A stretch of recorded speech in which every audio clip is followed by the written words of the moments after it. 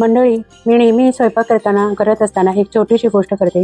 कुठलाही पदार्थ असो, चपाती असो, भाकरी असो, पहिली मी अग्निदेवतेला अर्पण करते आणि ही गोष्ट मी माझी मुलगी रोज बघत असते. एक दिवस ती स्वतः चपाती बनवली आणि सगळ्यात आधी तिने ती अग्निदेवतेला ठेवली. मला खूप आश्चर्य वाटलं. मी तिला विचारलं, असं का केलंस?